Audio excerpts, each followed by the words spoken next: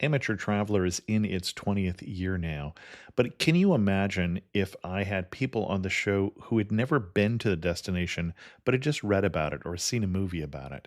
That wouldn't make any sense at all, and you wouldn't listen. We all know how important it is to receive advice from people who know a destination to get the most authentic local experience. And a great option for experiencing this is Explore Worldwide and their authentic small group adventures, led by local tour leaders, perfect for solo travelers who want to meet like minded people with a desire for adventure. I'm often an independent traveler, but two of my last three trips were with small group tours because they organize everything and it's a lot easier. If you want to recreate the tour I did to Malta, they have a Malta and Gozo Discovery Tour. I'm intrigued by one of their tours called A Taste of Sicily. The company again is Explore Worldwide, and visit exploreworldwide.com to learn more. And thanks to Explore Worldwide for sponsoring this episode of Amateur Traveler. The nights are long, the days are short, and the weather is chilly to downright cold, depending on where you are. It's a good time to slip into a Quince iconic Mongolian cashmere sweaters, which start at only $50. You can treat yourself to everyday luxury at an affordable price with Quince. If you really want to dive into luxury, you can check out their leather handbags, washable silk shirts, and European linen sheet sets. Whatever you're looking for at Quince, all the prices are 50 to 80% less than similar brands, and they do that by partnering directly with top factories and cutting out the middleman. They only work with factories that use safe, ethical, and responsible manufacturing processes. And of course, they use premium fabrics and finishes for that luxury feel in every piece. But you've already heard me rave about my Quince travel pants.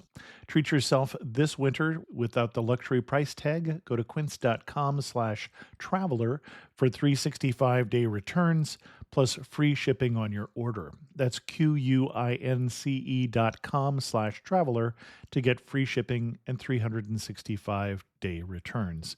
Quince.com/traveler. And thanks to Quince for sponsoring this episode of Amateur Traveler.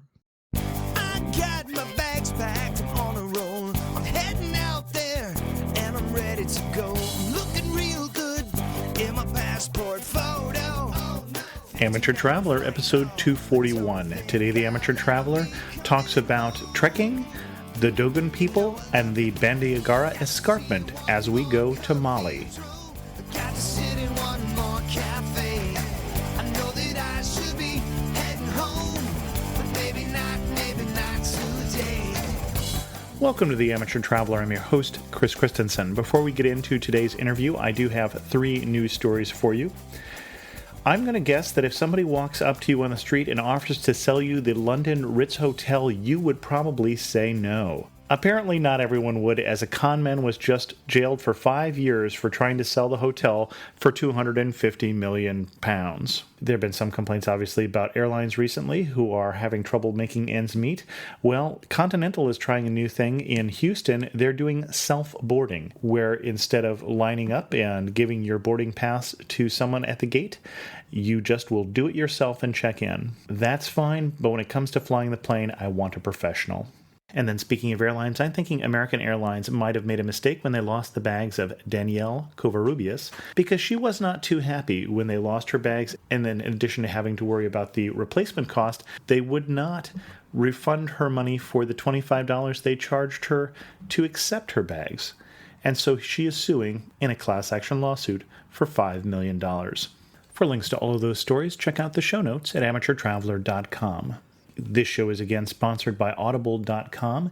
If you want a 2 free-week trial of Audible.com along with a free audiobook, just go to amateurtraveler.com/freebook. I'd like to welcome Dan Stromberg from Washington, D.C., who's come to talk to us about Mali. Dan, welcome to the show. Thanks a lot, Chris. Now, Mali happens to have one of the destinations that is on my bucket list, and I'm guessing that might have drawn you to Mali. What did get you to Mali? That is not a country that gets a lot of tourism. No, and I think the location on your bucket list is Timbuktu, which actually I did not go to. So that was not what drew me to Mali. What drew me to Mali is my girlfriend is doing malaria research there for the summer. And I also have a friend in Dakar in Senegal right now. So it was just an excuse for me to have an adventure somewhere where I would otherwise probably never go. Now, Dan, I'm going to go out on a limb here and guess that a place that you can do malaria research is a place where you can get malaria. Yes, that is a safe assumption. I took mefloquine when I was there, and actually I guess I'm still on it once a week, prophylaxis. But yeah, it's one of the highest transmission rates, I think, in the world. Okay. That, for many people, would rule the country out right about then. Yeah, I think a lot of sub-Saharan Africa, probably you're ruled out if you're kind of a germaphobe or not even that much of a germaphobe. I think you need to take malaria, or it's recommended to take malaria prophylaxis in most of those countries. I probably got 6 shots before I went also. Because Timbuktu is in Mali, and Timbuktu becomes this synonym for the other side of the world, is Mali as different as you expected, or what was your impression of Mali? So I had very little in the way of expectations other than having no expectations. But that being said, it was extremely different to the point where my route took me, I was in Dakar for about a day and a half before I went to Mali, and I'd never been to Africa before, and Dakar to me seemed very otherworldly when the first stop there, and 2.5 weeks later when I went back out, it seemed very Western and modern to me. So Mali is as different as you can get and still be, I guess, human beings on this earth. I couldn't imagine myself being here when I was there. Can you describe Mali to us? It varies from, the capital city of Bamako, where I was for a couple days, is very different from Dogon country or smaller towns. Like I spent several days in Bandiagara. Bamako is very congested, lots of motorbikes, scooters, cars, fumes in the air. It's pretty loud. There aren't really large buildings to speak of. There are a few. It's just lots of people and lots of crowds, traffic. But once you get away from the city, there's very little in the way of structures other than mostly one-story, like mud brick rooms, I guess they'd be. You have hotels, but small hotels. And it's just a lot of green, which actually surprised me. I expected it to be a lot browner. And a lot of nothing. And when you say nothing, you mean open desert nothing, or plains, or? Yeah, I'd say it's plains. It actually was not desert, which maybe it's because the rainy season was approaching, so there was a lot of lushness.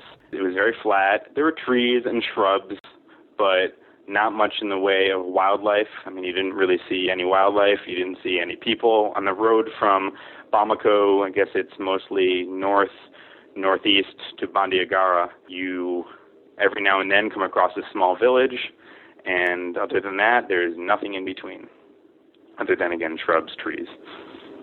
And I should ask you before we go much further, did you enjoy your trip to Mali?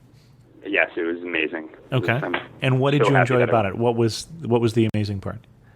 Well, for one, as I said, it's completely foreign to what I've ever seen. It's nothing like here, and I loved being taken out of my comfort zone and seeing something completely different. The people there are remarkably friendly. I guess I hear this when other people talk about traveling to various places. In Mali, they don't take tourists for granted at all. There really aren't many tourists. Westerners tend to stick out, and people are very appreciative that you're there and very excited that you're there. And even if there's a language barrier and you can't communicate, you can just tell they have big smiles on their face. They're happy to have you. And when you talk about a language barrier, how much of a language barrier was there? I guess it depends who you talk to. For me, I can't really communicate with them at all. I guess the lingua franca of Mali is Bambara, which I do not speak. I wasn't with anyone who spoke Bambara. Many of the educated people there speak French. My girlfriend speaks a little bit of French. My friend speaks slightly less French, and I can say bonjour. That's about the extent of my French knowledge.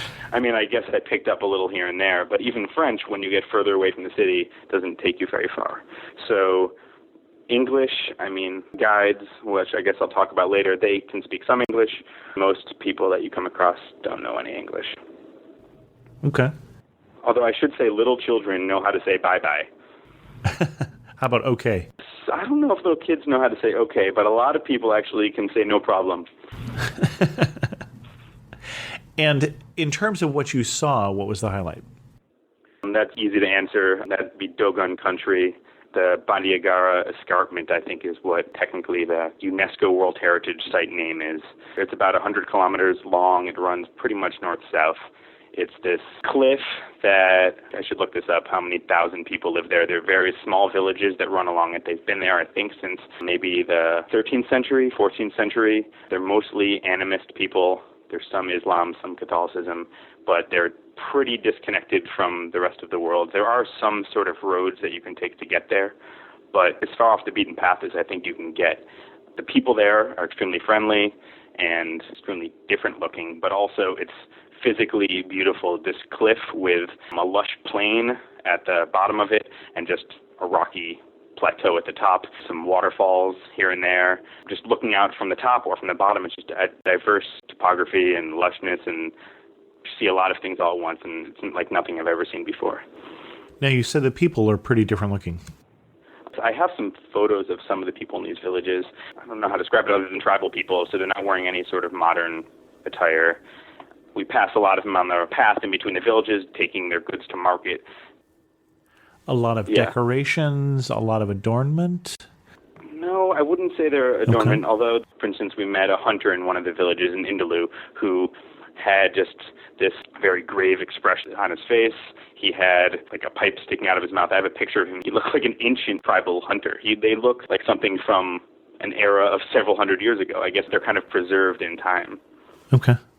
Interesting. Now, how did you get around?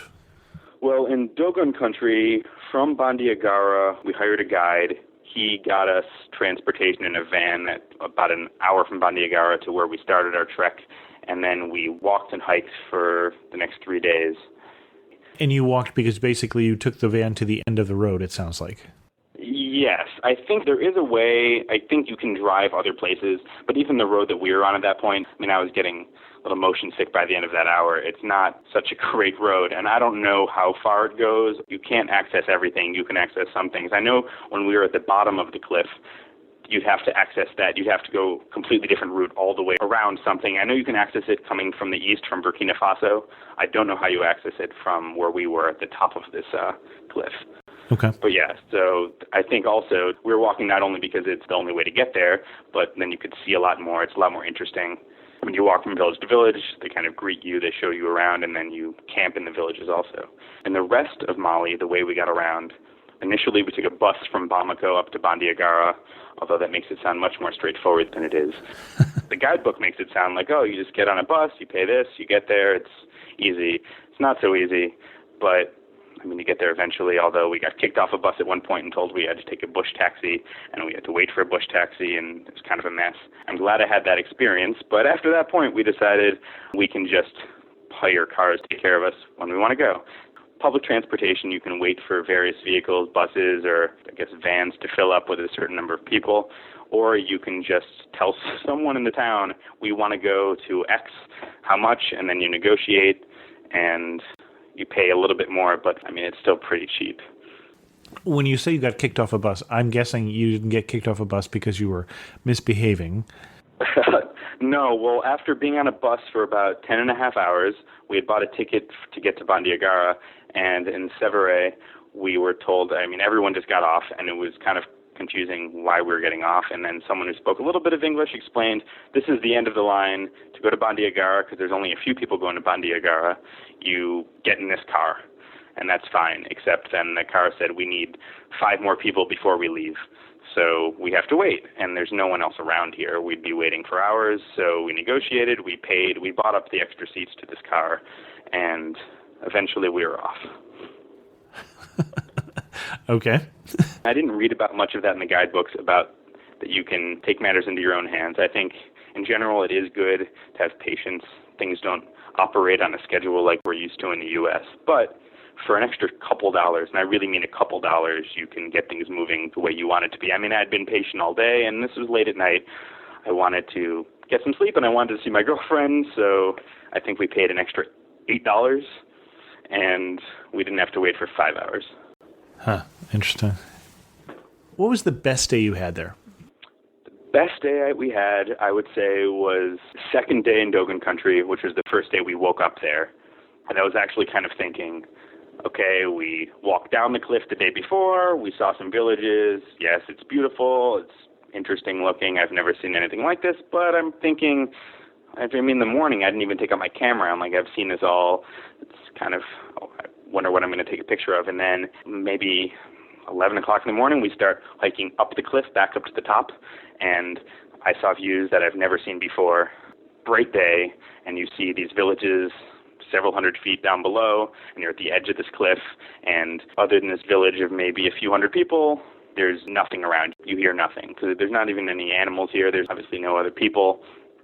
And then we hike for the rest of the day. We come across this village. It's kind of something out of like a fairy tale or something. We're in this canyon as the cliff like juts in. We're walking down. Then through the trees, we kind of hear, again, this sounds ridiculous, but we hear like children playing.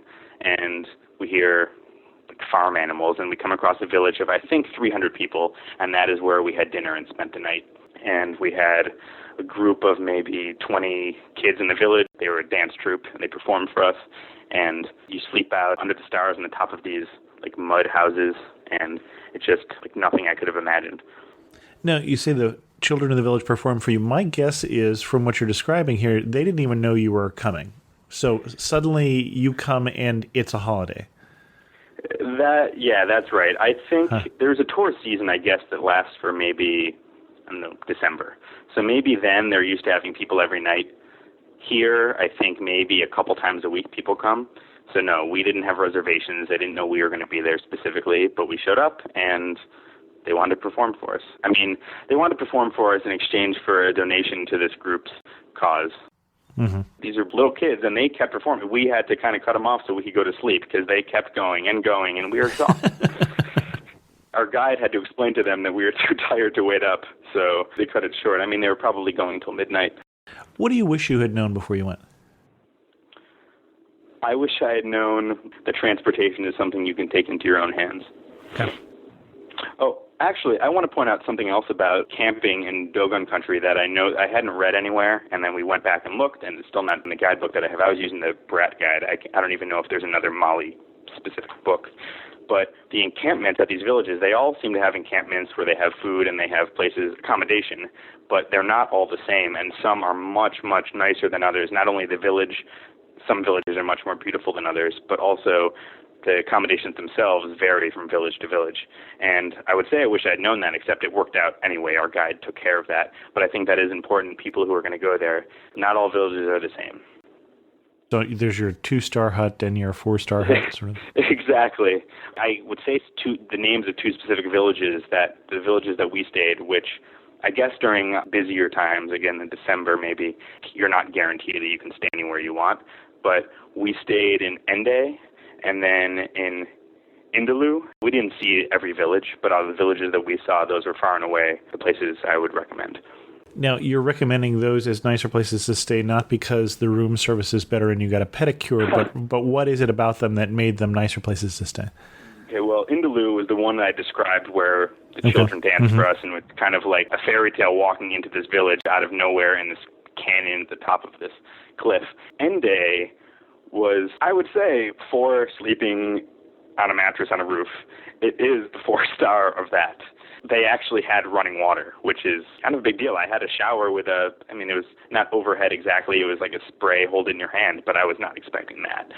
I hadn't had that in a lot of places in Mali, and this is in the middle of nowhere. They had cold beer and cold soda. Just the appearance of it was also a little bit more well-kept. Okay. And apparently that is recent. I think we had asked our guide about it, and maybe 4 or 5 years ago, that village, with maybe help funding from a travel agency, maybe in France, they helped to set this up. Interesting. Who was the most memorable person you met? His name is Samba. So we had a guide named Mabo. And Mabo, the second night, explained to us that he had to leave for the night to go take care of something. And he said his brother, but they used the term brother very loosely. It was maybe his third cousin or something like that. Mm-hmm. His brother would be taking care of us for the night, and then he would be back the next day. And Mabo we liked, but Mabo wasn't that interested in hanging out with us and talking with us. He was more interested in business and taking us where we needed to go and telling us what we needed to know. And Samba gets there. He doesn't speak much English at all. Luckily, there was a Peace Corps couple with us, and one of the guys in the Peace Corps speaks Bambara, so that made it easier. But Samba, as opposed to his brother Mabo, was very eager to talk to us, to learn about us, to just tell us everything he knows and to find out as much as possible about us. And he said he was 20 and maybe he was 18, and he was just kind of like our child. He was like a cute little kid. He was just so eager, and as opposed to what we had been dealing with for the 2 days prior to that, we were just very excited about it. Interesting. So, and I'm curious the answer to this one. We talked about this on a lot of different shows. When did you feel closest to home, and when did you feel furthest from home? Yes, I never felt closest to home. Maybe when I was able to check my email when I got back to Bamako, but while I was there, I couldn't picture myself being back home. It was just so... Interesting. It was so foreign. Even the day before I came back, in the airport in Dakar, the day that I was flying back, I couldn't picture myself being back, and I was gone less than 3 weeks. Farthest from home, I guess it's hard to differentiate between far from home and really far from home, but I guess while we're in Dogon country, there's no cell phone reception. I guess there's kind of electricity, but not really. You don't see people most of the day. You don't hear cars. You don't see cars. It's just kind of beautifully silent. And somebody just needs to hand you a beer to make it a 4-star accommodation? Exactly. To put you to sleep and make it a 4-star accommodation. I should point this out also. This caught us off guard, and maybe this makes you feel far from home. These accommodations, you think, I don't know, sleeping under the stars, and you're exhausted from walking all day, you'll fall asleep no problem. But it's pretty hot out until maybe 1 o'clock in the morning. And then the farm animals, basically donkeys and roosters, they start loudly making noise at 3:30 or 4 in the morning and don't stop. So don't plan on sleeping much. You can get over the sleeping on a roof, on a mattress, but the animals will keep you up all morning. And we usually ask, what warning would you give? But I think you may just have done that. But you can't do anything about it, so, yeah. Well, I had said before, something I wish I'd known was about that you can kind of arrange your own travel. Right. I just mean you can, if you want to wait all day to save a few dollars, you can take public transportation everywhere, and it'll get you there eventually, and it's really, really cheap. We went from Bandiagara to Mopti, which is about an hour and 20-minute ride, and that would cost you $3 on a minibus van thing, or 3 of us paid a guy to drive us, and we paid, I believe, $10 each. Oh. And we went immediately. And I didn't read about that anywhere, and it just saved a lot of time and is more comfortable. Okay. Is there anything else we should really know if we're going to go to Mali?